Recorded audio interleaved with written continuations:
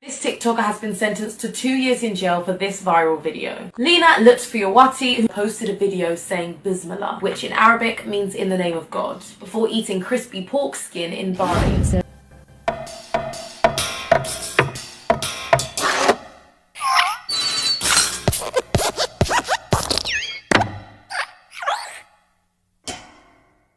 Shalom saudaraku, masih ingat dengan kasusnya Lina Mukherjee yang sempat viral karena konten makan daging babi sambil mengucapkan bismillah. Kemudian dia dilaporkan ke polisi dan setelah melalui proses pengadilan akhirnya ditetapkanlah bahwa hukumannya itu penjara 2 tahun.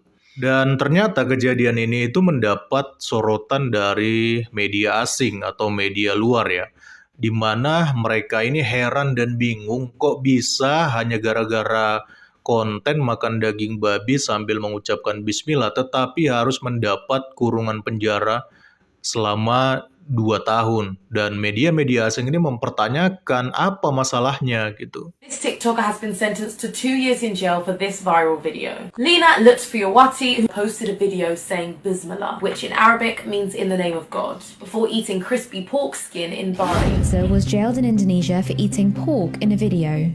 Indonesian TikToker Lina Lutfiawati is facing 2 years in jail for a viral video where she eats pork. So what's the big deal? Ini adalah salah satu video tanggapan dari salah satu influencer yang ada di luar ya. Dan video ini sempat diposting di Instagramnya Bu Janda dan dia menuliskan begini. Bikin malu njir, Lina Mukherjee di penjara gara-gara makan babi baca bismillah. Viral di media-media internasional, BBC UK, Voice AS, dan banyak negara lain. Selamat ya Indonesia, bangsa lain terkenal dengan nemuin microchip, roket ke bulan. Indonesia terkenal dengan menjarain orang makan babi. Waduh, saya juga malu sih sebenarnya kok bisa perkara makan daging babi sambil mengucapkan kalimat bismillah sampai harus dipenjara. Dan lucunya hukuman penjaranya ini lebih lama dari para koruptor yang sudah membuat negara kita rugi dan juga menyengsarakan rakyat. Sebagai contohnya, itu pernah ada ketua DPRD Bengkalis. Dia korupsi sebesar 31 miliar, cuma divonis 1,5 tahun. Jadi 6 bulan lebih sedikit dibandingkan Lina Mukherjee. Padahal ini korupsinya sampai 31 M loh. Lalu juga ada kasusnya Indrasari Wisnu ya, mantan Dirjen Perdagangan Luar Negeri. Dia divonis cuma 1,8 tahun karena kasus korupsi minyak goreng. Padahal angkanya itu nggak main-main, sebesar 18,3 triliun, bayangkan. Cuma divonis 1,8 tahun. Masih lebih lama Lina Mukherjee gara-gara cuma makan daging babi sambil mengucapkan bismillah. Waduh, gawat kita ini. Makanya nggak heran gara-gara peristiwa ini akhirnya pun banyak netizen yang menimpahkan kekesalan mereka di dalam kolom komentar yang akan kita baca ini ya. Takbir sambil lempari batu ke gereja atau bubarin Kristen piye? Kalau itu aman, negara tutup mata. Ini dibalas sama Abu Janda ya. Waduh, aman katanya. Ngelempari batu ke gereja dan bubarin ibadahnya umat Kristen aman. Ya memang sudah ada kasusnya ya kemarin ya. Wawan ketua RT itu kan aman dia. Nggak dipenjara, nggak divonis sama sekali. Bebas. Padahal jelas-jelas membubarkan ibadah. Maaf, jangan tersinggung. Apakah agama Islam seribet itu? Kok dikit-dikit penistaan agama? Terus kalau orang pakai hijab, terus lepas hijab, sesamanya Islam membuli dan menghujat habis-habisan orang yang buka hijab itu. Apakah ajarannya seperti itu? Tidak ada kasih dalam ajaran Islam. Bukannya mengingatkan itu beda dengan menghujat. Tapi kalau dibalas komen mereka bilang saling mengingatkan. Ajaran agama kami begini, bla bla bla bla. Saya rasa agama mereka tidak mengajarkan seperti itu. Tapi kebanyakan mungkin mengajarkan seperti ucapan mereka. Iya, ini ada salah satu netizen yang dia bingung ya melihat situasi ini ya. Kenapa harus sampai memenjarakan seperti itu, ya dihujat habis-habisan, seperti tidak ada kasih di dalam ajaran ini, kata netizen ini, bukan kata saya ya. Dan dibalas sama Bu Janda katanya mental zaman batu. Waduh, primitif dong kalau begitu. In Indonesia bumbu rendang aja punya agama. Waduh, ini lagi nih. Ini juga pernah terjadi nih ya. Ada kasus di mana daging babi dimasak rendang ya. Viral itu. Akhirnya diprotes sana sini ya. Tapi masalah itu sudah selesai lah ya.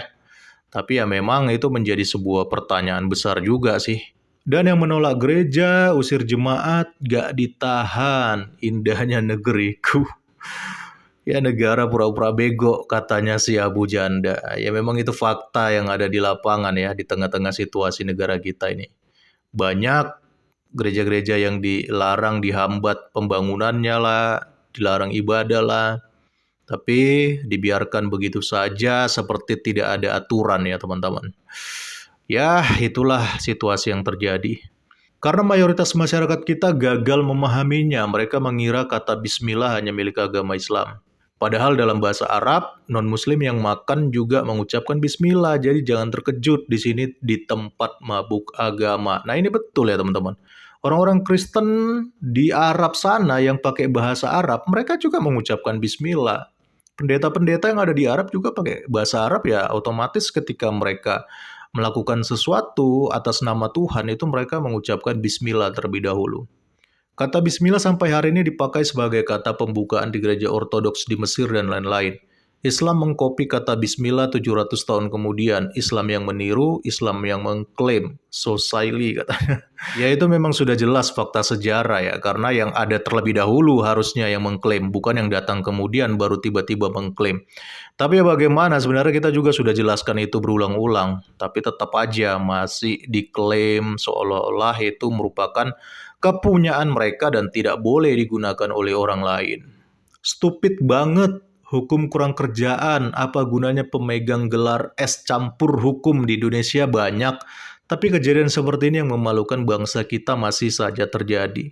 Hapuskan pasal penista agama yang sering disalahgunakan, giliran hukuman yang membubarkan umat Kristen beribadah yang jelas-jelas brutal, cuma dihukum 3 bulan penjara, gila katanya. Waduh masih mending itu 3 bulan penjara, daripada nggak dipenjara sama sekali ya, kan banyak itu. Ya, memang begini situasi di negara kita ya, situasi hukumnya ya. Banyak kita punya orang-orang yang bergelar profesor, doktor di bidang hukum. Tapi ya tetap aja hukum kita nggak berkembang-kembang sampai sekarang. Bahkan pasal penistaan agama masih sering disalahgunakan dan hanya menyasar kepada orang-orang tertentu saja ya teman-teman. Apalagi kalau ada kepentingan politik, ada kepentingan agama di dalamnya. Wah bahaya. Ya itulah sederet komentar netizen yang syarat akan keresahan dengan situasi hukum yang terjadi di negara kita ini ya. Khususnya terkait isu-isu agama. Bayangkan loh, sampai disorot media-media luar ini. Seolah-olah makan daging babi dengan mengucap bismillah itu kasta dosanya itu lebih besar daripada koruptor ya kan, daripada orang-orang yang melarang dan membubarkan ibadah, pelaku-pelaku intoleran, ya orang-orang tersebut malah ya hukumannya ringan, bahkan ada yang tidak dihukum sama sekali. Tapi ini Lina Mukherjee yang hanya mungkin bisa aja hilap dia bikin konten makan daging babi sambil mengucapkan bismillah. Tapi bukan itu poin yang mau saya sampaikan di sini. Setidaknya jangan standar ganda lah. Maksudnya hukum itu harus adil lah. Jangan ada suatu tindakan kriminal yang besar hukumannya ringan, tapi hal-hal yang receh dan sepele seperti ini malah hukumannya lebih besar daripada tindakan-tindakan kriminal yang lebih berbahaya lainnya. Salam kritis, Tuhan Yesus memberkati. Salam.